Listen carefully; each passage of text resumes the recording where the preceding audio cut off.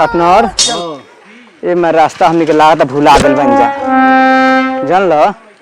भुलाई तो बुझाते बा रास्ता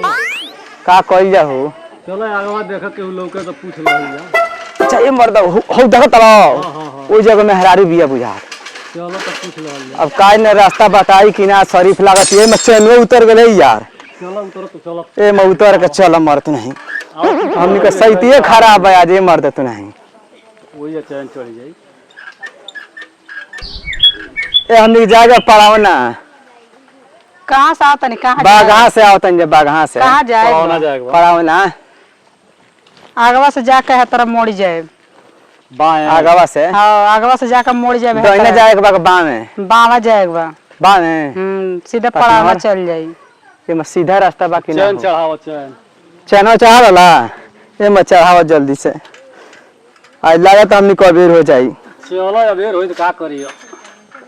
आज हमनी सहितिए खराब है का करब मरत नहीं पार्टनर हां ये मरत नहीं तन जल्दी ए यार ये मऊ रास्ता और सही बतौले नहीं खे हमनी के ये तो है काहे जने के लौका तड़ी देखो पूछ लही ये मई बुझाता शरीर बुझाता हो तो ठीक ना रही हो। हाँ बोलिए ए रास्ता कहाँ जाई पड़ावा जाएगा तो आगवा से जाके दहिने मुड़ जाए जा चल सीधे पड़ावना दहिने हाँ दहिने ये मर्द कितना दहिने चल रही हो यार। चलो का करब बताओ तो देखले नहीं पूछनी के पड़ी। अब चल पार्टनर ये मक्को कोसबा हो पार्टनर हां ये में लगाता भूला गल बन हमने के नहीं से पूछा ना आओ तड़ी तू कहां से ए रुकबू हाँ बोले जा ए हमने जाएगा पड़ावना हाँ रास्ता मिल बने का अरे हम बहुत ना तो एको टेम्पो ना मिल हमर जीव हार गेलो के रंग पता चल पीछे न बाटे रास्ता पीछे हां पीछे चल हम बताओ कब का आही बा पीछे यार बता दे रहे लो कि आगे जा हम ऐसा बता देली हम पीछे फंस गए नहीं जा रास्ता हम तो आज फंस गए नहीं जा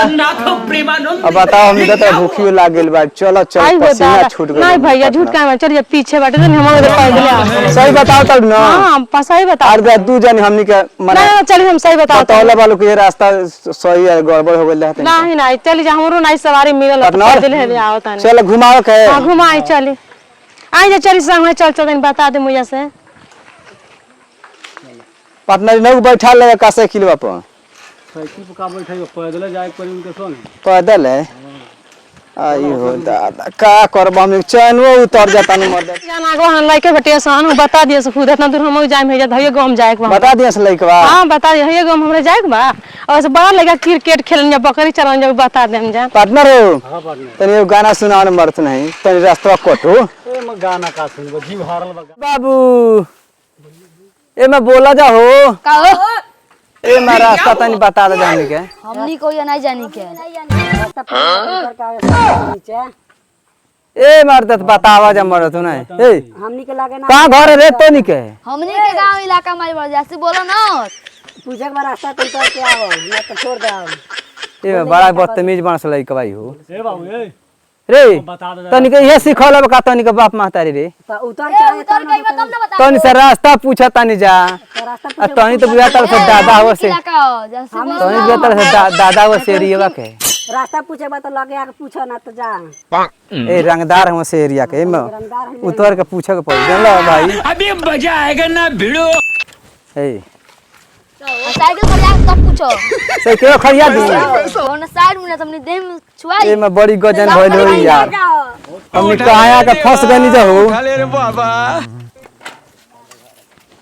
अच्छा चलो जा बताओ जा बाबू कहां जाए बा जाके बाटे बागा हां बागा हां कहां से आओ तोड़े जान आओ तनी जा पड़ावना से रास्ता मालूम बा रास्ता मालूम रहे तनी से पूछती जा रास्ता लाड़ पूछत रह जहां से आइल बार तो है जा घर जा ए बहुत फालतू वाला सो अरे ई जिला बरांड हो बारांड हो बेटा मौज कर दे